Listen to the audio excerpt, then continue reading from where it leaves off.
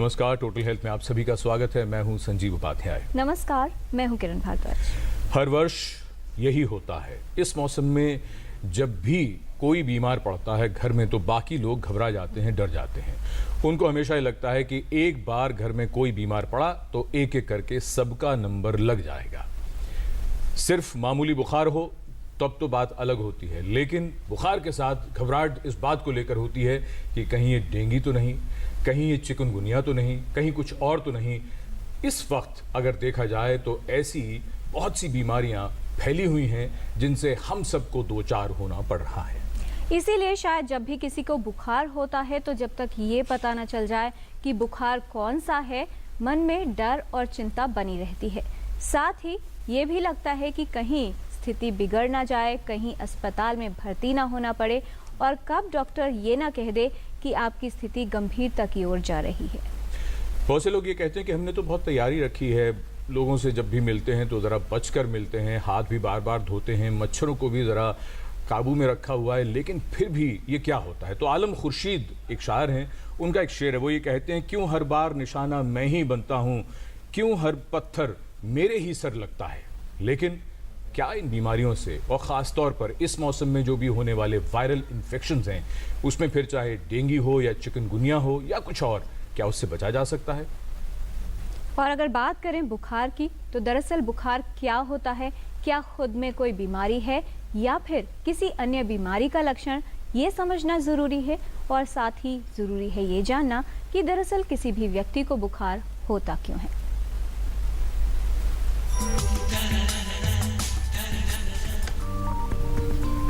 इस मौसम में बुखार होने की संभावना बढ़ जाती है। बुखार जो सुनने में आम सी समस्या लगती है। बुखार यानी शरीर का तापमान सामान्य से अधिक हो जाना, जिसका कारण अधिकतर मामलों में शरीर में किसी प्रकार का संक्रमण होता है, या ये कहें कि बुखार किसी संक्रमण से लड़ने के लिए शरीर की सुरक्षात्मक प्रतिक्रिया है। इस मौसम में बुखार होना आम बात है। बुखार कई कारणों से हो सकता है। आजकल चिकनगुनिया, डेंगू, अन्य वायरल बुखार और मलेरिया के भी मामले सामने आ रहे हैं। चिकनगुनिया वायरस से होने वाला रोग है जिसका संक्रमण डेंगू की ही तरह एडीज मच्छर के काटने से मानव शरीर में फैलता है और इसके लक्षण भी लगभग डेंगू जैसे ही होते हैं। वायरस के व्यक्ति के शरीर में पहुंचने के बाद उसमें बुखार, जोड़ों व मांसपेशियों में दर्द के साथ कई अन्य लक्षण नजर आने लगते हैं। ये लक्षण मच्छर के काटने के 3 से 10 दिन की अवधि में उत्पन्न हो सकते हैं। चिकनगुनिया के संक्रमण से बुखार होने पर उसका सही प्रबंधन करना चाहिए, क्योंकि आजकल कई तरह के बुखार फैले हुए हैं। इसलिए ये कौन सा बुखार है, ये जानने के लिए जांच आवश्यक हो जाती है। इसलिए यदि बुखार तेज हो और न उतरे तो विशेषज्ञ की सलाह से चिकनगुनिया या डेंगू की जांच की आवश्यकता हो सकती है। ये जानकारी भी होनी चाहिए कि चिकनगुनिया होने पर कौन से लक्षण खतरे का संकेत हो सकते हैं, जिनके होने पर व्यक्ति को तुरंत अस्पताल ले जाना जरूरी होगा। बेहतर यह है कि सावधानी रखी जाए, मच्छरों को पनपने से रोका जाए, जिससे चिकनगुनिया और अन्य वायरल बुखार से बचाव संभव हो सके। किरण भारद्वाज, डीडी न्यूज। पिछले दिनों में कई लोगों से बातें हुई तो उन्होंने ये बताया कि शाम को बुखार आया और सुबह उठने में भी दिक्कत होने लगी, घुटनों में, पूरे शरीर में इतना ज़्यादा दर्द था। आलम खुर्शीद कहते हैं, झुककर चलने की आदत पड़ जाए शायद, सर जो उठाऊं दरवाजे में सर लगता है। असल में चिकनगुनिया में बहुत से लोगों को तकलीफ इस बात को लेकर बहुत ज़्यादा है कि घुटने बिल्कुल साथ छोड़ देते हैं, इतना दर्द होता है। कुछ लोगों को कुछ हफ्तों तक, ठीक होने के बाद भी कुछ महीनों तक, और कुछ लोगों को कई बार कुछ वर्षों तक भी ये समस्या रहती है। एक मच्छर है जो दिन में काट रहा है, जो डेंगू भी फैला रहा है, जो चिकनगुनिया भी फैला रहा है। उस मच्छर का खात्मा कैसे हो, उससे कैसे बचें और बाकी वायरल इन्फेक्शन से हम कैसे बचें, विशेषज्ञों से जानते हैं। इस विषय पर विस्तार से बात करने के लिए हमारे साथ स्टूडियो में विशेषज्ञों का खास पैनल मौजूद है। हमारे साथ हैं doctor Varinder Singh, director professor department of paediatrics from Kalawati Saran hospital, doctor S K. Sharma, professor and head department of medicine from All India Institute of Medical Sciences, and doctor Kalpana Barua, joint director from National Vector Borne Disease Control Programme. आप सभी का स्वागत है studio में। ये जो विषय है कि इस मौसम में होने वाले वायरल बुखार और ख़ास तौर पर चिकनगुनिया, ये जो समस्या है तकरीबन देश के सभी हिस्सों में फैली हुई है और सभी जगह इससे ग्रस्त होने का खतरा है।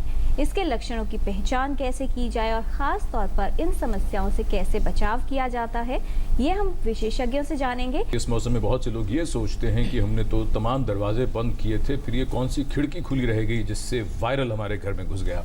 डॉक्टर वीरेंद्र सिंह, अगर इस मौसम में होने वाले हम तमाम वायरल इन्फेक्शंस की बात करें तो सबसे ज़्यादा इस समय कौन कौन से देखने में आ रहे हैं? देखिए, जैसे ये बारिश का मौसम आता है तो इस समय पे दो तरह की समस्याएं ज़्यादा आती हैं। एक तो जो flu like illness, respiratory illnesses हैं जिसमें खांसी ज़ुकाम, इसका बहुत ज़्यादा चलन होता है और इसके रहते कई बार जिन लोगों को दमा होता है वो ज़्यादा ग्रसित होते हैं। ये तो एक मेजर चंक अपने आप में हमेशा ही रहता है। साथ साथ जैसे ये मौसम के बदलाव के साथ मच्छरों का उत्पन्न बढ़ता है तो मच्छरों से फैलने वाली बीमारियां जो हैं इनका भी चलन बढ़ जाता है। तो डेंगू इस सीज़न में हम हमेशा उसके लिए तैयार हो जाते हैं कि ये तो आना ही है, लेकिन इस साल कुछ एक साथ में वो एक गेस्ट और ले आए हैं जिसका नाम चिकनगुनिया है और ये भी सिमिलर मच्छर से फैलता है और कुछ हद तक इसके लक्षण भी एक से हैं। क्योंकि ये बीमारी हमारे देश में इतनी पहले नहीं थी तो हमारे पास उससे लड़ने की ताकत कम है, जिसकी वजह से ये हमारे देश में अब ज़्यादा तेज़ी से बढ़ रही है और बहुत सारी जगह ये फैल रही है। जी डॉक्टर कल्पना, अगर पूरे देश की स्थिति की बात की जाए, ये जो तकरीबन सभी बीमारियां डॉक्टर सिंह ने बताई हैं जिसमें ख़ास तौर पर वेक्टर बोर्न डिजीज़ या मच्छर के काटने से होने वाली बीमारियों की बात करें, क्या स्थिति है? अगर वर्तमान स्थिति की बात करें, क्या ख़तरा ज़्यादा है या क्या बताना चाहेंगी आप? या पहले अगर मैं चिकनगुनिया के बारे में बताऊं, चिकनगुनिया हमारे कंट्री में ऐसा नहीं है कि पहले नहीं थे, 1963 में थे, उसके बाद ये 80s के बाद ये नहीं था, फिर 2006 में इसको रीइमर्ज बोलते, फिर दोबारा हमारे देश में शुरू हुए और उसके बाद 2006 के बाद अभी तक तकरीबन 26 स्टेट्स और यूनियन टेरिटरीज से चिकनगुनिया का रिपोर्ट हुआ है। और हमारे उत्तर भारत के स्टेटों का अगर आप देखें उसमें थोड़ा चिकनगुनिया का बीमारी का जो भी स्टैटिस्टिक्स देखे वो थोड़ा सा कम था और ऐसा नहीं कि दिल्ली में भी नहीं हुआ था, दिल्ली में भी हुए थे लेकिन थोड़ा सा संख्या कम थे। और डेंगू के बारे में बताया जाए तो पूरे देश में जो 36 हमारे स्टेट्स और यूनियन टेरिटरीज हैं सब में से डेंगू का रिपोर्ट आते रहते हैं और इस साल भी अभी लास्ट ईयर इस समय का जो भी मतलब था उसके कंपैरिजन में थोड़ा सा ज़्यादा अभी डेंगू चल रहा है। जी डॉक्टर शर्मा, विशेषज्ञ के तौर पर इस समय आपकी जो स्थिति है अस्पताल में कितने नंबर ऑफ पेशेंट्स आ रहे हैं, लोड कितना है, क्या स्थिति आप बताना चाहेंगे? मैं ये कहूँगा कि इस साल जो हम देख रहे हैं हमने काफ़ी प्रिपेयरनेस किया था डेंगू के लिए, बट हम सरप्राइज़ रह गए कि चिकनगुनिया के केसेस ज़्यादा आने लगे और डेंगू है बट कम है और कुछ केसेस मलेरिया के भी हैं। जी, और क्या आप इस तरह के केस भी देख रहे हैं जिसके अंदर दोनों ही इन्फेक्शंस हो या शायद 3 इन्फेक्शंस भी हों पेशेंट्स में? हाँ, कुछ पेशेंट्स में ज़्यादा कॉमन नहीं है ये, बट कुछ पेशेंट्स में मिक्स्ड इन्फेक्शंस भी हैं, मल्टीपल इन्फेक्शंस हैं। जी डॉक्टर शर्मा, एक बात आपसे हम और जानना चाहेंगे। डेंगू और चिकनगुनिया को लेकर लोगों में घबराहट और चिंता ज़्यादा रहती है। अगर हम ओवरऑल इस मौसम में बीमार पड़ने वालों की अगर संख्या की बात करें तो जैसे डॉक्टर वीरेंद्र सिंह ने शुरुआत में कहा कि फ्लू भी हो रहा है और ये भी चीज़ें हैं, अगर पूरा स्पेक्ट्रम देखें तो ज़्यादा मरीज़ कहाँ और किस वायरल इन्फेक्शन के ज़्यादा दिख रहे हैं? मैं कहूँगा नंबर 1 तो चिकनगुनिया ही है। अच्छा। और नंबर 2 डेंगू है, बट कुछ केसेस रेस्पिरेटरी ट्रैक्ट इन्फेक्शन के भी हैं, viral infection, flu like illness के भी। जी बच्चों की अगर बात करें डॉक्टर सिंह, क्या स्थिति है? बच्चों में ये कहा जाता है कि शायद चिकनगुनिया बहुत ज़्यादा प्रभावित नहीं करता उन्हें, क्या आप इससे सहमत हैं? देखिए, ऐसा है कि अगर हम सब वायरल बीमारियों की बात करें तो बच्चों में इस समय जो रेस्पिरेटरी इलनेसेस हैं वो ज़्यादा हैं, श्वास रोग ज़्यादा है। चिकनगुनिया का असर कुछ कम मिल रहा है और डेंगू भी है और मलेरिया भी है, लेकिन पिछले साल के मुताबिक अभी उतना जो हमारे पास एडमिशन डेटा होता है, जो भर्ती होते हैं मरीज़, उनकी प्रोपोर्शन अभी कम है। जो अगर हम ओपीडी के हिसाब से चलें, जो मरीज़ कम बीमार हैं और सिर्फ बुखार से आ रहे हैं, उनमें शायद इनकी प्रोपोर्शन थोड़ी सी बड़ी है। तो बच्चों में जहाँ तक चिकनगुनिया की बात है, ये एक तरह का एक यू शेप्ड मॉडल है। जो बहुत छोटे बच्चे होते हैं, एक साल से कम, उनमें तो ये ज़्यादा तंग करता है, उनमें रैश भी होता है, और उसमें नॉर्मली ये माना जाता है कि चिकनगुनिया से दिमाग के ऊपर कम असर होता है। लेकिन छोटे बच्चे जो 1 साल से कम बच्चे हैं, उनमें इसमें दौरे पड़ जाना बुखार की वजह से या दिमाग का ही संक्रमण हो जाना, ये भी एक पॉसिबिलिटी होती है। जैसे चिकनगुनिया में कुछ शरीर में बदन पे चकत्ते आ जाते हैं, बच्चों में वो भी थोड़े से, कभी छोटे बच्चों में अलग होते हैं, उसमें पानी भरे भी हो सकता है, जो कि आमतौर पे नहीं देखे जाते। तो ये थोड़ी सी एक इसमें फ़र्क है छोटे बच्चों में।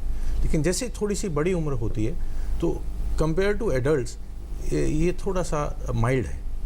आपने डॉक्टर सिंह जो चकत्तों की बात कही छोटे बच्चों में जी, और ये भी कहा कि उनमें पानी भी शायद भरा होता है। यहाँ एक बात आपसे और समझना चाहूँगा, क्योंकि बहुत से माँ बाप के मन में ये भी एक शंका आ सकती है कि कहीं ये खसरा तो नहीं, खसरे से तो उसका मिलता जुलता लक्षण नहीं होता कहीं? खसरे के दाने में कभी पानी नहीं होता है। और चिकनगुनिया के भी जो ज़्यादातर रैश होते हैं उनमें पानी नहीं होता। तो बिल्कुल स्पष्ट है। और खसरे में एक खास चीज़ और जो होती है जिससे इसका पता लग जाता है, अगर बच्चे के साथ साथ नाक बहना और आंखें लाल होना, ये खसरे में होगा। खसरे में हमेशा होता है। ये एक बड़ा एक इम्पोर्टेंट। ठीक है डॉक्टर कल्पना, अब जो बात है, डॉक्टर शर्मा ने कहा कि तैयारी हमने ज़्यादा की थी डेंगू की, लेकिन हो गया कुछ और, तो चिकनगुनिया पे जोर। अब हम ये समझना चाहेंगे आपसे, आपने कहा कि ये पहले भी आता रहा है, तो ये कहाँ रहता है? एक ही मच्छर है, अलग मच्छर है, थोड़ा सा फ़र्क है, या दोनों ही मच्छर हैं जो मिलजुल के ये काम कर रहे हैं? क्या मामला क्या है पूरा? एक्चुअली ये एडीज़ नाम के जो मच्छर है, एडीज़ एजिप्टाई और एडीज़ एल्बोपिक्टस, ये दो एडीज़ के दो प्रजाति है। ये डेंगू भी फैलाते हैं और चिकनगुनिया भी फैलाते हैं। और हमारे कंट्री में तकरीबन हर एक साउथ के, दक्षिण के प्रांत में या पश्चिम के तरफ देखिए, उत्तर पूर्व में देखिए, वहाँ ये दोनों मच्छर के काफ़ी सारे मतलब ब्रीडिंग के हमें रिपोर्ट्स मिलते हैं।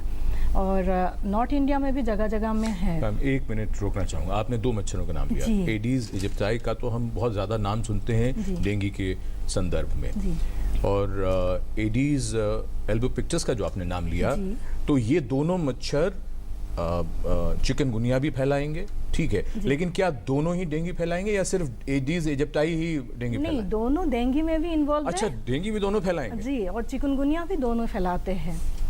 जी जी डॉक्टर शर्मा, ये जो स्थिति सामने आ रही है, जिसमें एक ये बात सामने आई है कि किसी व्यक्ति को एट ए टाइम 2 संक्रमण भी हो सकते हैं, तो ऐसे में जब भी किसी व्यक्ति को बुखार होता है, जाहिर तौर पर ये सभी जितने तरह के बुखार हैं, इनके लक्षण एक ही तरह से पिक करते हैं। तो जब तक ये तय ना हो जाए कि कौन सा बुखार हुआ है, मन में जाहिर तौर पर चिंता भी रहती है कि कहीं चिकनगुनिया तो नहीं या कहीं डेंगू तो नहीं। तो क्या क्लासिकली इनको कहीं ना कहीं फ़र्क किया जा सकता है? हाँ बिल्कुल, क्वेश्चन आपका बहुत ही वैलिड है और इसका डिफ्रेंशिएट भी करना चाहिए। बट आपका जो आप ही ने खुद ही जवाब दिया है इसका कि ओवरलैप बहुत ज़्यादा है। इवन फ्लू हो उसमें भी आपके गला ज़्यादा ख़राब होता है, फ्लू में नाक का बहना, और उसमें भी जोड़ों में दर्दें हो सकती हैं, बॉडी एक्स हो सकती हैं, और फीवर ठंडे के साथ लग सकता है, राइगर्स, बॉडी शेकिंग राइगर्स वगैरह भी हो सकते, शेकिंग चिल्स राइगर्स जिसको हम कहते हैं वो भी हो सकते हैं, हेडेक भी हो सकती है। और अगर हम बात करते हैं चिकनगुनिया की और डेंगू की, उसमें रैश चिकनगुनिया में मैं कहूँगा थोड़ा सा ज़्यादा होता है, पर रैश डेंगू में भी होता है। और देखें अगर बैकएक बहुत सीवियर होती है डेंगू में, स्मॉल जॉइंट्स इन्वॉल्वमेंट, उनका आर्थरालजियस बोलते हैं हम उनको, जोड़ों की दर्द, और बैकएक भी उसमें हो सकती है, हल्का सा सोर थ्रोट भी हो सकता है। जो आपने बिगिनिंग में बोला बिल्कुल ठीक, ओवरलैप बहुत ज़्यादा है। बट सारे ही डिजीज़ जो हैं, तीनों ही रेस्पिरेटरी ट्रैक्ट इन्फेक्शंस, अनलेस की लंग इन्वॉल्व हैं, अगर रेस्पिरेटरी ट्रैक्ट इन्वॉल्व है फिर ये सेल्फ लिमिटेड इलनेसेस हैं। इसमें ये ख्याल रखना होता है कि डेंगू है वो ले जाता है हमें वार्निंग, कुछ सिम्टम लक्षण होते हैं, साइंस होते हैं, वो थोड़ा घातक हो सकता है।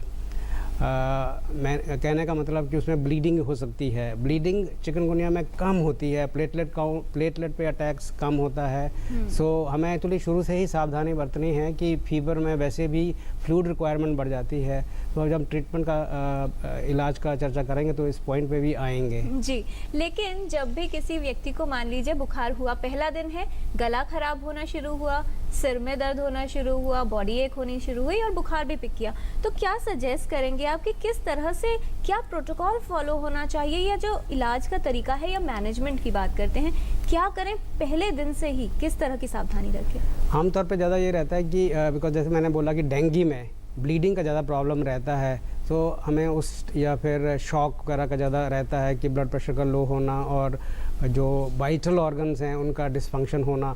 तो हमें शुरू से सावधानी ये बरतनी पड़ेगी कि देखना पड़ेगा कि सतर्कता रखनी पड़ेगी कि डेंगू अगर है तो उसके साथ थोड़ा बहुत हमें इसके लिए सतर्कता दिखानी पड़ेगी कि कहीं पर म्यूकोसल ब्लीडिंग वगैरह तो नहीं है, पेट में दर्द तो नहीं। ये जो आप कह रहे हैं कि शुरुआती दौर से ही सतर्कता रखनी पड़ेगी, क्या जो टेस्ट है डेंगू का या चिकनगुनिया का, वो पहले दिन हम किसी को सजेस्ट करते हैं कि आपको बुखार हुआ है तो जाके टेस्ट करवाइए? चिकनगुनिया में पहले 5 दिन तक कोई टेस्ट ऐसा उपलब्ध नहीं है, और डेंगू में है NS1 एंटीजन पहले 4 या 5 दिन तक पॉजिटिव होता है, उसके बाद एंटीबॉडीज़ आ जाती हैं, IgM जिसको हम बोलते हैं। इसकी डायग्नोसिस की सुविधा हर जगह उपलब्ध है। सो अभी हम डिफ्रेंशिएट कर सकते हैं। मलेरिया का भी रैपिड डायग्नोस्टिक टेस्ट हैं, बेड साइड टेस्ट कर सकते हैं, और जो स्मीयर एग्जामिनेशन होता है वो भी कर सकते हैं। सो मलेरिया भी डिफ्रेंशिएट हो जाता है। रही बात रेस्पिरेटरी ट्रैक्ट की, यस, अगर आप नेज़ल स्वाब या थ्रोट का स्वाब लें तो उसमें RT-PCR से वो पॉजिटिव आ जाता है। सो वो बताता है कि हमें फ्लू की तरह इलनेस है। तो यानी एक तो बात ये हुई कि बुखार हुआ, और लक्षणों पर आधारित अगर हम देखें तो जांच करा लेनी चाहिए, डेंगू रूल आउट करना है। डॉक्टर सिंह से कुछ हम पूछेंगे, लेकिन उससे पहले हमारे 2-3 दर्शकों के ईमेल्स आ गए हैं। आशीर्वाद हेम्ब्रम वो ये जानना चाहते हैं कि क्या मैम, वो शायद आप जवाब दीजिएगा कार्यक्रम में कभी, वो ये जानना चाह रहे हैं कि क्या जैसे हमने पोलियो का खात्मा कर दिया, क्या उसी तरह से मच्छरों का खात्मा नहीं कर सकते? एक बात, उन्हें 3 सवाल है। और दूसरा उन्होंने पूछा है, जो हम ज़रूर पूछेंगे, कि इम्यूनिटी, अपनी प्रतिरोधक क्षमता हम कैसे बढ़ाएं ताकि वायरल फीवर हमें परेशानी ना करे। और तीसरा सवाल उन्होंने पूछा है कि क्या एंटीबायोटिक्स लंबे अरसे तक ली जाएं तो उसका नुकसान होता है? तो सब जानते ही हैं। हरिकेश यादव जी हैं, उन्होंने ये जानना चाहा है कि कौन से कीटनाशक हैं जो उपलब्ध हैं मच्छरों के खात्मे के लिए। और हर्षवर्धन ये जानना चाहते हैं कि ये तो नाम कहाँ से आया, क्या चिकन खाने वालों को चिकनगुनिया होता है या क्या होता है, ये नाम कहाँ से आ गया? और दूसरी वो ये जानना चाहते हैं कि क्या खान पान की आदतों से भी इस बीमारी का कोई लेन देन है? हर्षवर्धन पटना से। लेकिन एक सवाल उससे पहले डॉक्टर सिंह आपसे, बात हो रही थी रैश को लेकर। जी, रैश डेंगू में भी है, रैश इसमें भी है, चिकनगुनिया में भी है। अब बात रैश की, तो रैश क्या इन दोनों के अलावा भी किसी और वायरल बुखार में भी देखा जा रहा है आजकल? देखिए, एक्जेंथेमेटस फीवर एक हम टर्म यूज़ करते हैं, जिसका मतलब होता है कि वायरल फीवर्स के साथ शरीर के ऊपर अलग अलग तरह के दानों का आ जाना। अभी इस समय अगर बच्चों की अगर मैं बात करूं तो एक बहुत बड़ा एक और वायरल इलनेस जो चल रहा है वो है चिकन पॉक्स।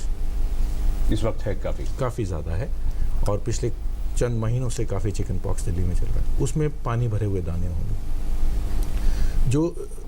जिस चर्चा पे आज हम बात फोकस कर रहे हैं डेंगू और चिकनगुनिया में, इसमें पानी के भरे हुए दाने आमतौर पे नहीं होते जी। ये दाने धड़ से शुरू होते हैं। आपने खसरे की बात करी थी, खसरे के दाने सिर से शुरू होते हैं, ऊपर से नीचे की तरफ जाते हैं। तो ये इनका जो पैटर्न होता है, ये हमें थोड़ी सी मदद करता है जानने में कि हम किस चीज़ से डील कर रहे हैं।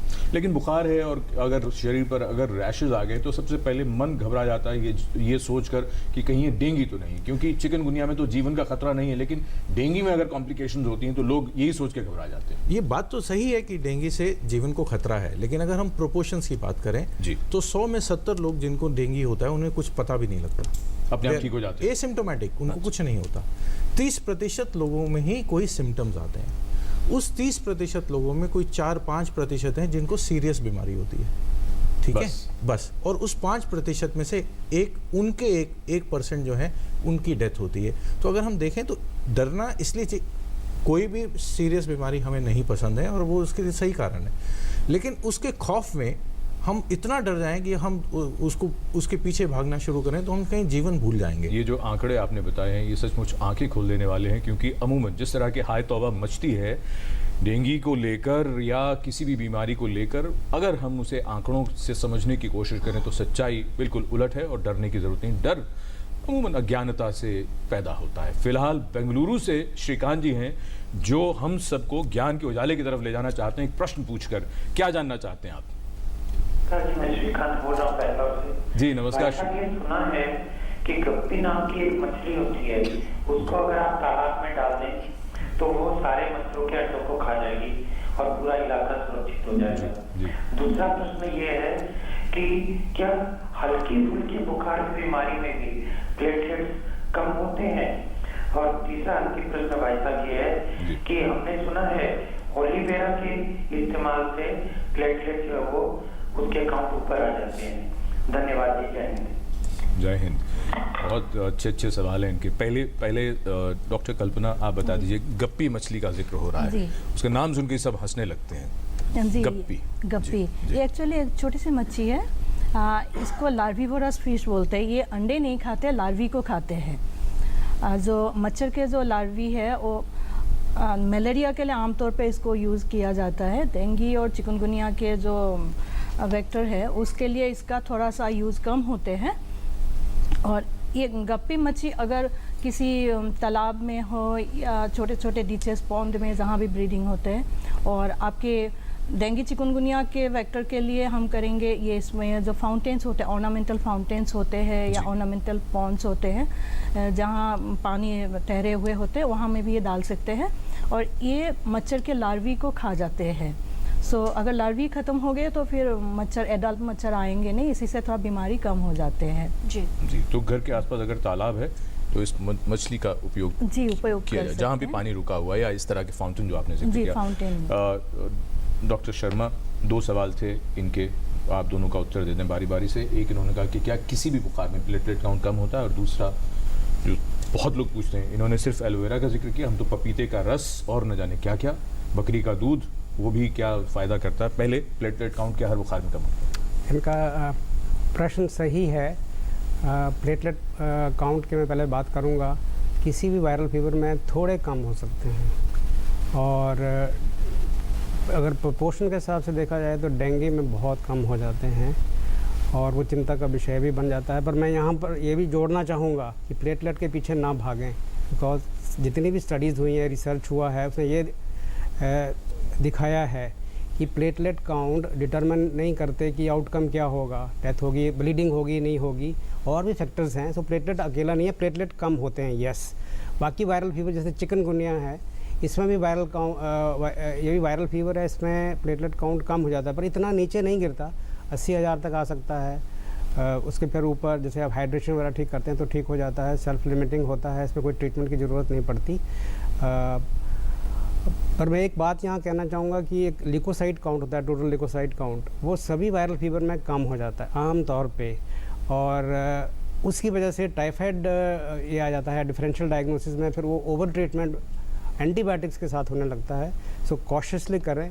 पर एक पॉइंटर मैं बताना चाहूँगा यहाँ पर, अगर डिफरेंशियल काउंट को देखें तो लिम्फोसाइट्स ज़्यादा कम होते हैं चिकनगुनिया में, और न्यूट्रोफिल्स ज़्यादा कम होते हैं डेंगू में।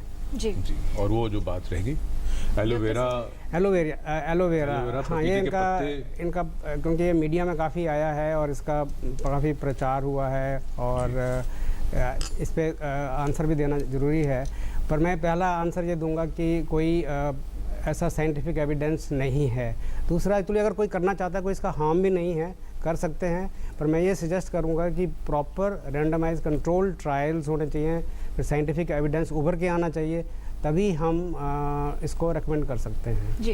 डॉक्टर सिंह, आप भी कुछ ऐड करना चाह रहे हैं इसमें? मेरे को सिर्फ ये लगता है कि जो आपने सवाल शुरू में पूछा कि दुविधा ये है कि बुखार हो गया, और हम तकनीकी उसको 50 नाम दे सकते हैं, लेकिन फैमिली ये नहीं जानना चाहती। उसको तो ये चाहिए कि मेरे को इसमें क्या करना है और कैसे मेरा बच्चा या मेरे परिवार का ये जो आदमी जो ग्रसित है वो सही रहे। तो इसलिए ये बहुत इम्पॉर्टेंट है कि हम जो वायरल फीवर्स हैं उसमें हाई रिस्क क्या है, कब है जब आप चिंतित हों, अब बुखार तो बहुत कॉमन है, हर एक का टेस्ट कराने चले जाएं, पहले दिन कराएं, 5वें दिन कराएं, कोई टेस्ट कभी पॉजिटिव होता है कभी नहीं होता, नेगेटिव होने पे भी बीमारी हो सकती है। जी, और तकरीबन 4-5 दिन जो है पूरा एक चेन बन जाती है कि रोज चेकअप कराइए, रोज टेस्ट कराइए, और डर भी उससे बढ़ता है शायद। जी, तो मेरा ये मानना है कि चूंकि आंकड़े ये बताते हैं कि बहुत कम प्रोपोर्शन में सीरियस इलनेस होती है, तो हमें वो पॉइंटर्स ढूंढने चाहिए जो सीरियस इलनेस की तरफ हमें बताते हैं कि ये सीरियस है, तब आप घर पे मत बैठिए।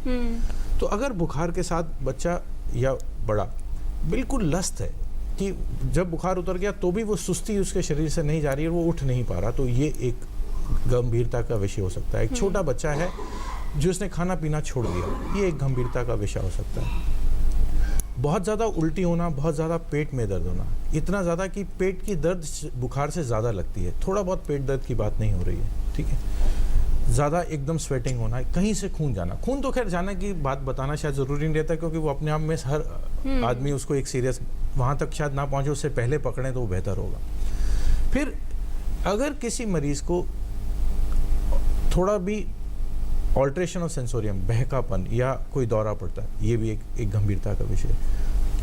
चकत्ते हैं जो बिल्कुल लाल सुर्ख हैं, तो वो एक ब्लीडिंग हो सकती है स्किन के नीचे या स्किन के अंदर। आप उसके लिए फिर डॉक्टर से मिलें, वो उसका भेद करेंगे कि ये चकत्ते किस तरह के हैं या नहीं है, प्लेटलेट का काउंट कराना चाहिए नहीं कराना चाहिए। ये बात जो डॉक्टर शर्मा ने कही है बहुत इंपॉर्टेंट है कि ये प्लेटलेट काउंट डिजीज़ नहीं है कि हमने एक गिनती करते रहना है, आज 50 हो गए 40 हो गए तो कुछ और करना है, उसके पीछे मत भागिए। ये याद रखिए कि प्लेटलेट अपने आप में एक मार्कर है ब्लीडिंग का, उसके लिए हमारे पास और पॉइंटर्स होते हैं, और ऐसा कुछ भी मिलता है जिसमें आपको लगातार उल्टी हो रही है, पेट में दर्द हो रहा है, पसीने आ रहे हैं, पेशाब कम होना शुरू हो गया, तो एक चिंता का विषय। डॉक्टर सिंह, क्या बच्चों में खास तौर पर कोई और लक्षण बताना चाहेंगे कि बच्चों में अगर दर्द भी हो रहा है या बच्चा रो रहा है तो ये पहचानना बड़ा मुश्किल होता है पेरेंट्स के लिए कि दरअसल समस्या हो क्या रही है? एक्सेसिव इरिटेबिलिटी, बहुत ज़्यादा चिड़चिड़ापन, कि आप बच्चे का बुखार उतरने के बाद भी वो चिड़चिड़ा या सुस्त रह रहा है, दोनों से। कई बार हम ये मानते हैं कि बहुत रो रहा था अब सो गया। सोने में और सुस्त रहने में माताएं अंतर कर पाती हैं, सोया नहीं हुआ, ये तो सुस्त है, ये कुछ भी किसी चीज़ में इसका मन नहीं है, तो उसको सोचिए। और अगर बच्चा फीड नहीं ले रहा है, फीड नहीं ले रहा, खा नहीं ले रहा, एक थोड़ा सा अंतर, चूंकि कई बार बहुत चिंता हो जाती है कि डेंगू है या चिकनगुनिया है, और हम जब कहते हैं बदन में दर्द, तो एक फ़र्क ये है कि चिकनगुनिया में जो ज़्यादातर दर्द होता है वो जोड़ों में होता है, छोटे या बड़े जोड़ों में, जबकि डेंगू के अंदर जो दर्द होता है वो पूरे शरीर में होता है। तो आपके शरीर में दर्द हो रहा है या जोड़ में दर्द होता है, इस अंतर से भी आप दोनों बीमारियों का भेद कर सकते हैं। जी, बहुत ज़रूरी बात है इन तमाम लक्षणों को समझना, और सबसे महत्वपूर्ण बात ये कि अगर किसी को बुखार आता है, बुखार तेज़ रहता है, ऐसे में करना क्या है, ख़ास तौर पर तब जबकि पता ही नहीं है कि बुखार क्या हो सकता है। ये जानेंगे विशेषज्ञों से। आज हम चर्चा कर रहे हैं टोटल हेल्थ में चिकनगुनिया और इस मौसम में होने वाले दूसरे वायरल संक्रमणों के बारे में। एक ब्रेक के बाद ये चर्चा जारी रहेगी। मुथूट फाइनेंस, भारत का नंबर 1 भरोसेमंद फाइनेंस डाइवर्सिफाइड ब्रांड, जो आपको देता है भारत का सबसे बढ़िया गोल्ड लोन, यानी सबसे बढ़िया ब्याज दर, सबसे अधिक लोन राशि, घर बैठे ऑनलाइन गोल्ड लोन की सुविधा, ऑनलाइन इंटरेस्ट का भुगतान करें, कॉल करें 1800-120-2838। राजनीतिक स्वाधीनता या आजादी तो हमने 70 साल पहले प्राप्त कर ली थी, लेकिन ईस्ट इंडिया कंपनी की तरह आज भी हजारों विदेशी कंपनियां साबुन, शैम्पू, क्रीम, टूथपेस्ट व कोल्ड ड्रिंक्स आदि बेचकर देश की आर्थिक लूट कर रही हैं। आइए हम सब देशभक्त भारतीय इस स्वाधीनता दिवस पर पतंजलि के स्वदेश अभियान से जुड़कर देश को आर्थिक लूट व गुलामी से मुक्ति दिलाने का संकल्प लें। वंदे मातरम। भाई बोले तो अपुन के एरिया में अपुन से बड़ा डेंजर कौन आ गया भाई? डेंगू और चिकुनगुनिया बोले तो दोनों का गेम बजा देते भाई। अरे पापा, कूलर में मच्छर की फैक्ट्री डाले लाए क्या? ड्रम, कूलर, गमले, पक्षियों के बर्तन वगैरह को हर हफ्ते साफ करने का, टायर, प्लास्टिक के कप, ग्लास, नारियल के खोल में पानी जमा न होने दे। डेंगू और चिकुनगुनिया का मच्छर साफ पानी में पनपता है। मच्छर के काटने से बचे, बुखार हो तो पैरासीटामोल लेने का, एस्प्रिन नहीं। पर भाई ये बीमारी का पता कैसे चलेगा भाई? सीधा है रे, बदन दर्द, सर दर्द, तेज बुखार, थकावट, बदन पे दाने निकले तो मतलब डॉक्टर को मिलने का, खुद डॉक्टर नहीं बनने का, समझा? वाह भाई, आप तो सचमुच के एमबीबीएस हो भाई। ये साइड से थोड़े छोटे कर दे जल्दी। ये वाला सर? क्या है सर ये साइड से? नहीं, नोज पियर्सिंग यहाँ पे परफेक्ट हो जाएगा मैम। बिल्कुल दर्द नहीं होगा। पता भी नहीं चलेगा। कुछ ऐसा ही करते हैं आप अपने गियरलेस स्कूटर के साथ। गियरलेस स्कूटर में कोई भी 40 ऑयल नहीं, सिर्फ सर्वो स्कूटोमैटिक 4ST ही डालिए। इसके फ्रिक्शन मॉडिफायर्स इंजन की परफॉर्मेंस बढ़ाए और आपकी राइड स्मूदर बनाए। Servo Scootomatic 4ST। राजनीतिक स्वाधीनता या आजादी तो हमने 70 साल पहले प्राप्त कर ली थी, लेकिन ईस्ट इंडिया कंपनी की तरह आज भी हजारों विदेशी कंपनियां साबुन, शैम्पू, क्रीम, टूथपेस्ट व कोल्ड ड्रिंक्स आदि बेचकर देश की आर्थिक लूट कर रही है। आइए हम सब देशभक्त भारतीय इस स्वाधीनता दिवस पर पतंजलि के स्वदेश अभियान से जुड़कर देश को आर्थिक लूट व गुलामी से मुक्ति दिलाने का संकल्प लें। वंदे मातरम। ए से ऑटोमोबाइल्स हो या एस से सुपर बाइक्स, सारे देश का इंजन हम ही तो चलाते हैं। HP lubricants A to Z आपके काम आते हैं।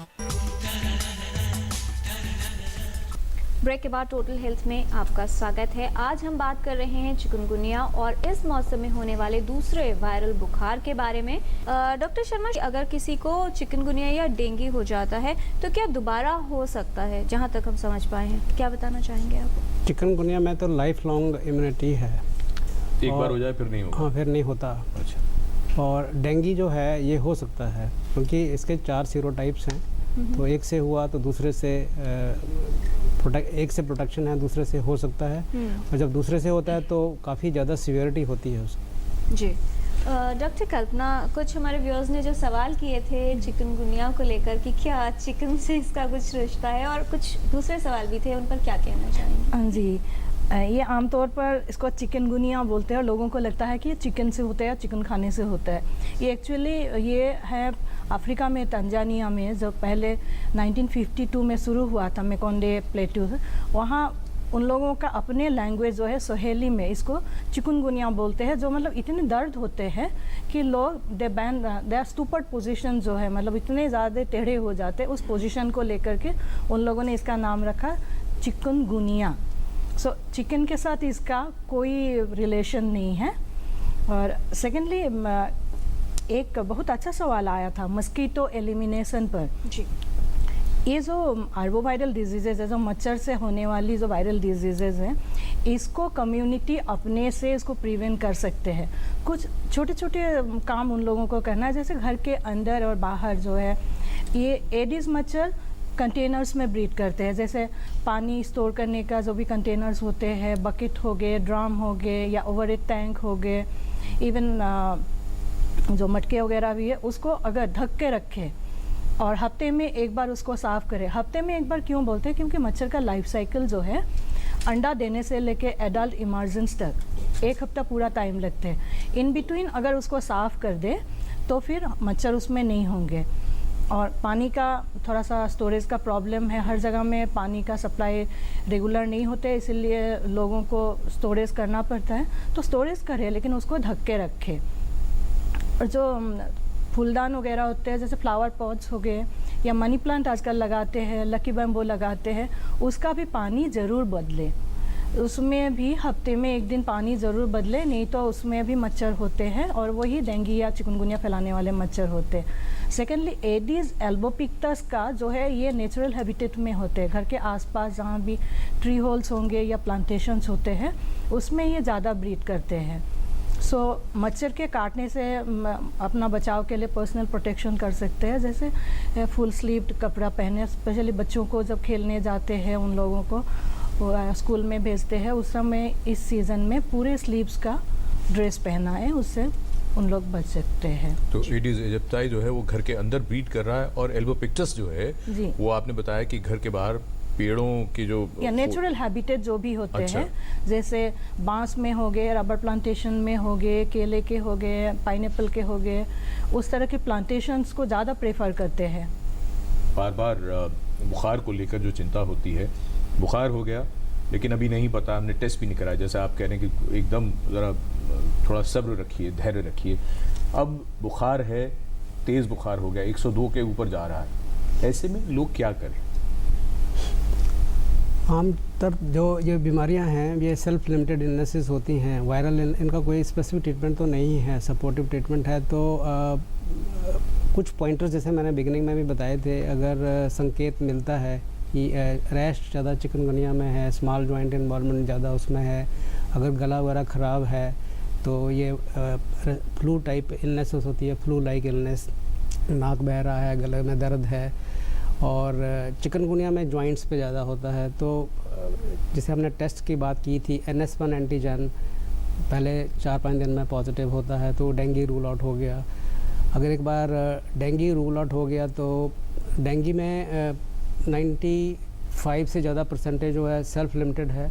उसमें सिर्फ हाइड्रेशन, हाइड्रोथेरेपी, अगर बुखार चढ़ रहा है तो हाइड्रोथेरेपी ज़रूर करिएगा। पैरासीटामॉल काफ़ी सेफ़ है। हाँ जी, सारी बॉडी पे, सिर्फ माथे पे नहीं। उसको अच्छी तरह से बर्फ़ वाले पानी में भिगो के निचोड़ के पंखे के नीचे बिस्तरा कर दीजिए और तेज़ी से ये करिए, बुखार उतर जाएगा। पैरासीटामॉल भी साथ में दे सकते हैं। और चिकनगुनिया में ये है कि अगर आप लेकिन कोई दर्द निवारक, दर्दनाशक दवा बिल्कुल नहीं देनी है। यही पॉइंट पे मैं आ रहा था कि अगर चिकनगुनिया है तो अगर आपको यू आर श्योर कि you are not dealing with dengue, because dengue के कुछ और भी लेबॉर्ट्री पैरामीटर्स पॉइंटर्स हैं, like we concentrate on haematocrit, इसका मतलब कि फ्लूइड लॉस हो रहा है। और जैसे डॉक्टर वीरेंद्र सिंह ने भी बड़ा इंपॉर्टेंट पॉइंट बताया था कि कोमॉर्बिड इलनेसेस, जब पेशेंट थ्रोंग लगते हैं करने OPDs वगैरह हेल्थ केयर फैसिलिटीज़ को, तो हमें ये ख्याल रखना है कि किस एज से हम डील कर रहे हैं। कोमॉर्बिड कंडीशन लाइक डायबिटीज़ वगैरह, क्रॉनिक इलनेसेस हैं या नहीं, उनमें ये भयंकर रूप ले सकता है। कोई भी बीमारी हो, डेंगू में मॉर्टेलिटी ज़्यादा होती है बिकॉज इन जो कोमॉर्बिड इलनेसेस वगैरह हैं, you have to be careful, but there are some parameters to guide. पर मैं ये कहूँगा कि अगर आपको थोड़ा भी ये हो रहा है, संदेह हो रहा है कि पेशेंट की स्थिति बिगड़ती जा रही है, तो आप अपने लोकल डॉक्टर से संपर्क में रहें और उसे सलाह मशवरा जरूर करें। जी डॉक्टर शर्मा, आपने एक बात कही कि जोड़ों पर इसमें ज़्यादा प्रभाव होता है चिकनगुनिया की अगर बात करें, तो क्या ऐसा भी हो सकता है क्योंकि जोड़ प्रभावित हो रहे हैं तो लॉन्ग टर्म में काफ़ी लंबे समय में जोड़ों की कोई बीमारी या उन पर दुष्प्रभाव ज़्यादा रहे? ये बिल्कुल सही है कि ज़्यादातर पेशेंट्स में फिगर वेरी करते हैं, बट जहाँ जहाँ लोगों का एक्सपीरियंस है वो कहते हैं कि इवन 40-50% में 3 महीने के बाद भी जॉइंट्स का इन्वॉल्वमेंट रहता है, पेन्स वगैरह रहती हैं और कुछ टाइम के लिए थोड़ा इससे रिमिशन हो जाता है, हट जाती हैं, फिर दोबारा से लौट के आ जाती हैं। और स्पेशली जिनको पहले से जोड़ों का प्रॉब्लम है, उनमें चिकनगुनिया के जोड़ों का असर बीमारी का ज़्यादा दिखता है। और उनमें जब हम श्योर हो जाते हैं कि हम चिकनगुनिया से ही डील कर रहे हैं, तो बाकी जो पेन किलर्स वगैरह हैं, NSAIDs जिसको हम बोलते हैं, non steroidal anti inflammatory drugs, उनका इस्तेमाल कर सकते हैं। पर डेंगू में मैं ये कहना चाहूँगा, क्योंकि हमने प्लेटलेट को भी टच किया था, इन दवाइयों का प्लेटलेट्स पे एक्शन होता है, इसलिए हम डेंगू में नहीं देते इनको। इसलिए अगर जब तक श्योर ना हो कि चिकनगुनिया ही है, तो ये जो NSAIDs आप बात कर रहे हैं ये नहीं देनी चाहिए। ये नहीं देनी चाहिए, बिल्कुल सही आपने बताया है कि इन्फॉर्मेशन के लिए कि अगर आप श्योर हैं कि डेंगू नहीं है, डेंगू रूल आउट हो गया है, तो चिकनगुनिया ही है, तो आप इस्तेमाल कर सकते हैं इन दवाइयों। एक और बात जो प्रदीप कुमार हमारे दर्शक हैं, डॉक्टर वीरेंद्र सिंह, उन्होंने ये जानना चाहा है कि बुखार की जैसे बात हो रही है, डॉक्टर शर्मा ने ज़्यादा जोर पट्टी रखने पर दिया है और कहा है कि पैरासीटामॉल भी दे सकते हैं। सवाल उनका ये है कि बच्चों को और अडल्ट्स को पैरासीटामॉल देने की सही डोज कितनी होगी, कितनी बार एक दिन में दिया जा सकता है, और बुखार ना उतर रहा हो तो क्या करें? देखिए, ऐसा है कि बुखार हमेशा हमारे अगेंस्ट नहीं होता, ये एक बॉडी का रिएक्शन है जो कि इन्फेक्शन फाइट करने में भी मदद करता है। तो बुखार से हर समय डरिए नहीं, तेज़ बुखार हमारा परेशानी हो सकती है और बुखार एक लक्षण है। बुखार के साथ जुड़ी हुई चीज़ों से ज़्यादा परेशानी हो सकती है, केवल बुखार तक आप फोकस मत करिए, इससे दिक्कत होती है, बच्चा या बड़ा थोड़ा सा डिस्कम्फर्ट में रहता है, तो आपको उसका उपचार जो अगर करना है तो उसके लिए सेफेस्ट आज के समय में जो दवा है वो पैरासीटामॉल ही है। उसका इस्तेमाल भी आप ऐसे नहीं कर सकते कि हर 2 या 4 घंटे में आप करें। 6 घंटे के अंतराल से पहले हम आमतौर पर रेकमेंड नहीं करते कि आप पैरासीटामॉल को आप बार बार इस्तेमाल करें। बच्चों में इसमें 10 से 15 मिलीग्राम पर केजी की डोज हम मानते हैं कि एक बार में ली जा सकती है। मैं ये कहूँगा कि आप अपने आप कैलकुलेट करने की जगह एक डॉक्टर से ज़रूर मिलिए, क्योंकि बात केवल सिर्फ दवा की नहीं है कि बुखार और बुखार की दवा ले लीजिए, ये पहचान करने की भी है कि ये बुखार के साथ कुछ और गड़बड़ तो नहीं है, क्योंकि डॉक्टर ही कर सकते हैं। पैरासीटामॉल में कुछ एहतियात भी बरतनी पड़ती है खाते हुए उसे? नहीं, उसको खाली पेट या ना उससे फ़र्क नहीं पड़ता। जो ज़्यादा ज़रूरी बात है कि बहुत सारी दवाइयाँ बाज़ार में पैरासीटामॉल के साथ कॉम्बिनेशन में मिलती हैं, जिसमें जिन NSAIDs की डिस्कशन हुई वो आती हैं और उनसे बुखार तेज़ी से उतर जाता है। आप हर समय अपने हेल्थ प्रोवाइडर पे एक प्रेशर रखते हैं कि जी बुखार नहीं उतरा, 3 घंटे हो गए बुखार नहीं, आप फिर से टेलीफोन कर देंगे। तो उस प्रेशर में या अपने प्रेशर में या आप खुद फार्मासिस्ट के पास जाकर बुखार की एक बढ़िया दवा चाहते हैं जिसमें आपको ये कॉम्बिनेशंस मिल जाते हैं। ये कॉम्बिनेशंस बुखार को तो तुरंत नीचे ले आएंगे, लेकिन ये बहुत ज़्यादा गंभीर रूप से नुकसान कर सकते हैं, खासकर अगर डेंगू है, क्योंकि इससे प्लेटलेट कम हो जाते हैं और ब्लीडिंग की जो वो होती है वो बहुत ज़्यादा बढ़ जाती है। तो सेल्फ मेडिकेशन ऑफ मिक्सचर्स नहीं करना चाहिए। जहाँ तक बात है कि अच्छा अगर बच्चा परेशान है या बड़ा परेशान है तो पैरासीटामोल से बुखार नहीं उतर रहा तो और क्या कर सकते हैं। जैसे डॉक्टर शर्मा ने बिल्कुल बताया कि आप हाइड्रोथेरेपी, पानी से शरीर को भिगोना और या माथे पे सिर्फ नहीं पूरे शरीर पे पट्टी रखना, ये एक बहुत अच्छा तरीका है। लेकिन इसको ये मत मानिए कि ये तुरंत बुखार उतार देगा, ये समय लेता है, ये 1 से 2 घंटे तक लेता है बुखार उतारने में। हाँ, बच्चों के संदर्भ में एक बात डेफिनेटली कहना चाहूँगा कि अगर आप पानी की पट्टी करते हैं और उससे बच्चे को ठंड लगती है या बच्चा कांपता है तो पानी की पट्टी मत करिए, क्योंकि कांपने से बुखार और बढ़ेगा।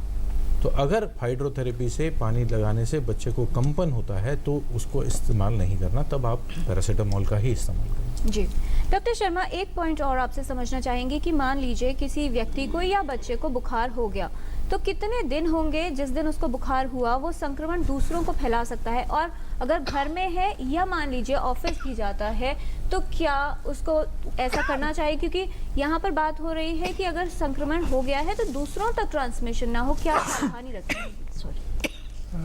आइडियल कंडीशंस में तो जो पेशेंट होता है उसको नेट मस्किटो नेट बोलते हैं जिसको, उसमें सोना चाहिए। उसका इम्पोर्टेंट पॉइंट ये है, और उसको घर में ही रहना चाहिए ताकि और घर में भी मच्छर ना काटे, ये बहुत इम्पॉर्टेंट है क्योंकि ट्रांसमिट तो मच्छर से होगा, मच्छर बाइट करेगा पेशेंट को। और यूजुअली 5-7 डेज़ का हम लेते हैं पीरियड, जब बायरीमिया जब तक रहता है 5 दिन 7 दिन, तो बायरीमिया पीरियड में मच्छर काट सकता है और दूसरों को फैला सकता है, ये इम्पॉर्टेंट है जी। तो ये एक बड़ी महत्वपूर्ण बात है इसमें। डॉक्टर वीरेंद्र सिंह, एक और छोटी सी बात जी, बुखार को लेकर और ये तमाम बातें तो हुई, लेकिन दर्द है और ये भी पता चल गया कि डेंगू नहीं है, ये पता चल गया। कितने टेस्ट के बाद फिर भी, मतलब आप जैसे विशेषज्ञ कई बार ये भी सवाल उठाते हैं कि हम सिर्फ एक टेस्ट पे हम डिपेंड नहीं करेंगे, तो कितने टेस्ट के बाद, ताकि जिसको दर्द है, चिकनगुनिया में तो इतना दर्द है कि पूछिए मत, लोग दुखी हैं, तो कब हम पेन किलर एडवाइस करते हैं?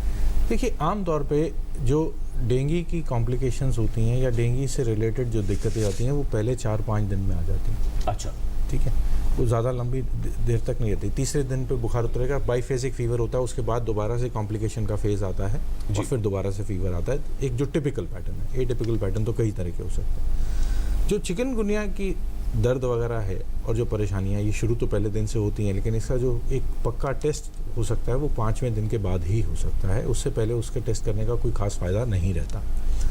तो शायद पहले 4-5 दिन अगर तो लक्षणों के आधार पे हम बहुत अच्छे से फ़र्क ज़्यादातर मरीज़ों में कर सकते हैं, अगर कर पाते हैं तब तो आप दूसरी तरफ चल सकते हैं कि चिकनगुनिया के बहुत जॉइंट्स में पेन है और आप उसके, और डेंगू का टेस्ट NS1 एंटीजन अगर नेगेटिव आ गया प्रॉपर ढंग से किया हुआ, तो आप फेयरली सर्टेन हो जाते हैं कि ये शायद डेंगू नहीं है और चिकनगुनिया है, तो आप दूसरी दवाइयों का इस्तेमाल कर सकते हैं। जहाँ पे जो स्थिति है वो थोड़ी धूमिल हो कि कुछ ओवरलैप जैसे बात हो रही है, वहाँ तो फिर प्रिकॉशन यही लेना चाहिए to err towards not using it, क्योंकि इस्तेमाल चांस नहीं लेना उसमें, फिर तो चांस नहीं लेना। ठीक जी, तो आज हम टोटल हेल्थ में बात कर रहे हैं इस मौसम में होने वाले वायरल बुखार और चिकनगुनिया के बारे में।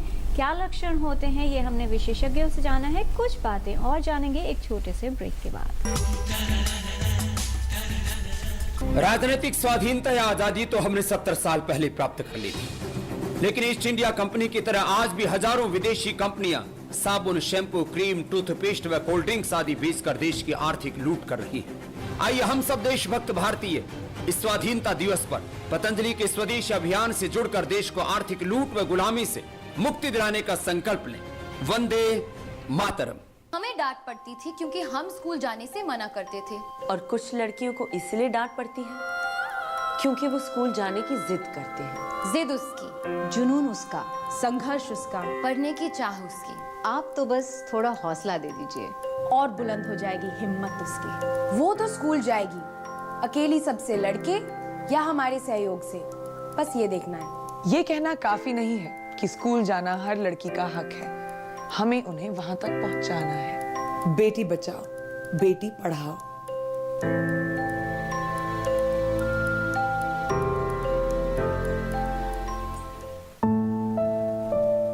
इस बात को समझ लीजिए कि टीका लगाने के बाद बच्चे को हल्का सा बुखार आ सकता है, हो सकता है थोड़ी सी सूजन भी हो जाए। इस बुखार और दर्द का मतलब है कि टीका अपना काम कर रहा है और बच्चे को जानलेवा बीमारियों से बचा रहा है। वो बच्चा बीमार भी हो तो भी उसे टीके के लिए हर बार ले जाइए।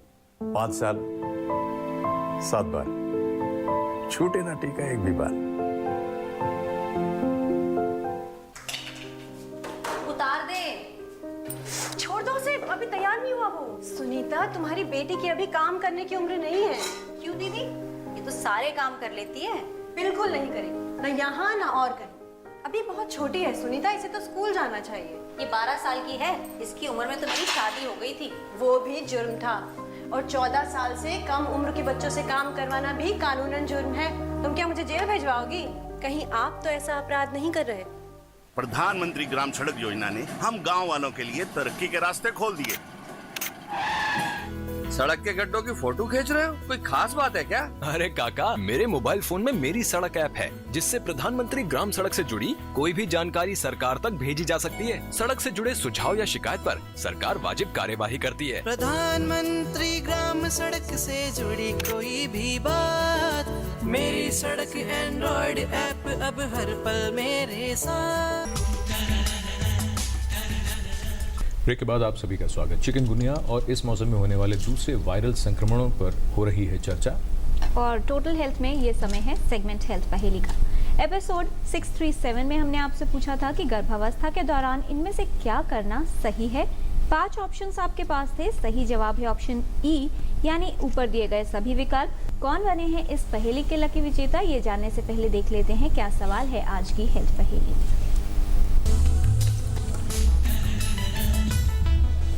आपको बताना है कि चिकनगुनिया में आमतौर पर इनमें से कौन सा लक्षण नहीं होता। ऑप्शन ए बुखार, ऑप्शन बी जोड़ों में दर्द, ऑप्शन सी स्किन रैशेज यानी त्वचा पर चकत्ते, या फिर ऑप्शन डी ब्लीडिंग यानी रक्तस्राव। आप अपने जवाब हमें 2 हफ्तों तक भेज सकते हैं। हमारा पता है total health, DD news, room number 505, tower B, Doordarshan Bhavan, Mandi house, Copernicus Marg, New Delhi 110001, या ईमेल कर सकते हैं totalhealth@ddnews@gmail.com पर।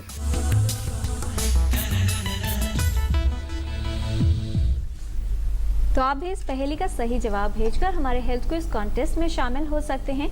कौन बने हैं एपिसोड 637 के लकी विनर, ये बताने के लिए हम रिक्वेस्ट कर रहे हैं डॉक्टर कल्पना से, जिनके सामने हमने रखी हैं सारी करेक्ट एंट्रीज जो आप सभी से हमें मिली हैं। Doctor Kalpana, in correct entries में से आज के एक लकी विनर का नाम आप हमारे व्यूअर्स को बताएं। काफ़ी सारे हैं, तो इसमें से आपको दूँ? आप बताइए डॉक्टर कल्पना, कौन है आज के lucky winner? Okay, Manju, army camp Ballygunge, Calcutta. Manju ji को बहुत बधाई। और अब हम शुरू करते हैं रैपिड फायर, यानी छोटे छोटे सवाल और छोटे छोटे जवाब। पहला सवाल डॉक्टर वीरेंद्र सिंह आप जी को। मॉनसून में होने वाला हर बुखार वायरल ही होता है? जी, ज़्यादातर। डॉक्टर शर्मा, वायरल इन्फेक्शन खांसने, छींकने या संपर्क में आने से ही फैल सकता है, मच्छर के काटने से नहीं? गलत है, क्योंकि मच्छर के काटने से फैलता है और भी फैल सकता है, और छींकने वगैरह से तो फैलता ही है। डॉक्टर कल्पना, डेंगू, चिकनगुनिया और मलेरिया में कौन सा वायरल इन्फेक्शन नहीं है? या मलेरिया वायरल इन्फेक्शन नहीं है। मलेरिया एक प्रोटोजुआ से होते हैं, प्लाज्मोडियम से होते हैं, और ये दोनों डेंगू और चिकनगुनिया दोनों वायरल इन्फेक्शन है जो मच्छरों द्वारा ये ट्रांसमिट होते हैं। डॉक्टर सिंह, बच्चों में सिर्फ डेंगू हो सकता है, चिकनगुनिया नहीं? नहीं, दोनों बीमारी हो सकती हैं, और छोटे बच्चों में चिकनगुनिया गंभीर भी हो सकता है, दिमाग पे भी असर कर सकता है, लेकिन बड़ों के मुताबिक थोड़ा कम होता है। डॉक्टर शर्मा, डेंगू और चिकनगुनिया एक साथ नहीं हो सकते? हो सकते हैं, ऐसा नहीं है कि नहीं हो सकते हैं, हो सकते हैं जी। डॉक्टर कल्पना, डेंगू और चिकनगुनिया फैलाने वाले मच्छर अलग होते हैं? दोनों एक ही मच्छर होते हैं। एडीज के दो प्रजाति है, एडीज एजिप्टाई और एल्बोपिक्टस। ये दोनों ही डेंगू और चिकनगुनिया दोनों बीमारी फैलाते हैं। डॉक्टर सिंह, चिकनगुनिया में हमेशा हल्का बुखार होता है, तेज नहीं? तेज बुखार होता है और ठंड लग के भी हो सकता है, बुखार हल्का नहीं होता है। डॉक्टर शर्मा, बुखार के साथ अगर जोड़ों में तेज दर्द नहीं है तो इसका मतलब बुखार चिकनगुनिया नहीं है? आमतौर पे बिल्कुल सही है कि जोड़ों पे यूजुअली फीवर के साथ जोड़ इन्वॉल्व होते हैं। डॉक्टर कल्पना, एडीज मच्छर घरों के अंदर ही रहता है, बाहर नहीं होता। एडीज के ये स्पेशल बिहेवियर है क्योंकि घर के अंदर ही उसको जो ब्लड मिल जो फीड करते हैं ब्लड लेते हैं, सो घर के अंदर ही लोग बाग मिल जाते हैं, इसलिए घर के अंदर ही रहते हैं। इसका फ्लाइट रेंज बहुत कम है। जी डॉक्टर सिंह, डेंगू और चिकनगुनिया के लक्षण तकरीबन एक जैसे ही होते हैं? कुछ हद तक ऊपरी तौर पे मिलते हैं, लेकिन कुछ बहुत इंपॉर्टेंट डिफरेंस है जिनको मैं एक बार दोहराना चाहूँगा।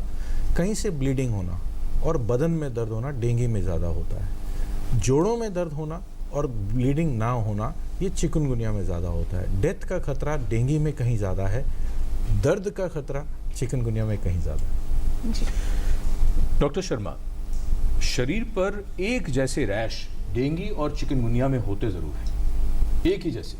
ऑलमोस्ट एक जैसे हो सकते हैं, पर मैं ये कहूँगा कि चिकनगुनिया में रैश का डिस्ट्रीब्यूशन ज़्यादा है, एक्सटेंट ज़्यादा है, एक्सटेंट ऑफ इन्वॉल्वमेंट। नंबर 2 जो हमने डिस्कस नहीं किया अभी तक, ईचिंग बहुत कॉमन है। जो हमारी ऑब्जर्वेशन जो है चिकनगुनिया में बहुत सीवियर ईचिंग है। उनके लिए एंटीहिस्टामिनिक होती हैं, खारिश से छुटकारा पाने के लिए दवाई दी जाती है। डॉक्टर कल्पना, क्योंकि चिकनगुनिया और डेंगू दोनों का ही मच्छर दिन में काटता है, इसलिए रात में मच्छरों से डरने की ज़रूरत नहीं है। ये गलत बात है क्योंकि काफ़ी मच्छर है जो रात में काटते हैं और अलग अलग तरह के वो डिजीज़ ट्रांसमिट करते हैं। सो मलेरिया हो गया, जापानीज एंसेफेलाइटिस हो गया, फिर फाइलेरियासिस, ये रात में काटने वाले मच्छर फैलाते हैं। सो रात को भी उतना ही प्रिकॉशन लेना है जितना दिन में। डॉक्टर वीरेंद्र सिंह, चिकनगुनिया में चूंकि प्लेटलेट्स घटते ही नहीं है, इसलिए डरने की कोई ज़रूरत नहीं है। हाँ, इसमें प्लेटलेट घटते हैं लेकिन इतने नहीं घटते क्योंकि उसमें आमतौर पे ब्लीडिंग नहीं होती, बहुत रेयर होती है, तो वो डर की ज़रूरत नहीं। डॉक्टर शर्मा, चिकनगुनिया और डेंगू दोनों में ही कौन से लक्षणों को गंभीर स्थिति मानी जाए? मैं पहले डेंगू पे जाऊंगा क्योंकि डेंगू में थोड़ा सा ब्लीडिंग शुरू हो जाए तो वो घातक हो सकता है। और वार्निंग सिम्टम्स और साइन जैसे एब्डोमिनल पेन, वोमिटिंग हो रही हैं। वोमिटिंग का रिलेशनशिप एक्चुअली उल्टियों का रिलेशनशिप हाइड्रेशन से भी है।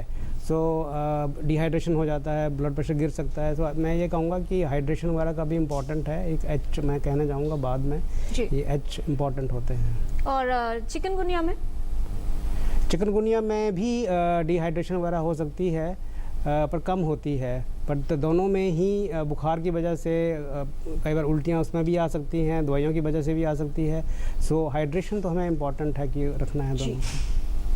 डॉक्टर कल्पना, घरों में तो मच्छर को पनपने से हम रोक सकते हैं, लेकिन अगर बाहर से उड़कर घर में आए तो हम उससे कैसे बचें?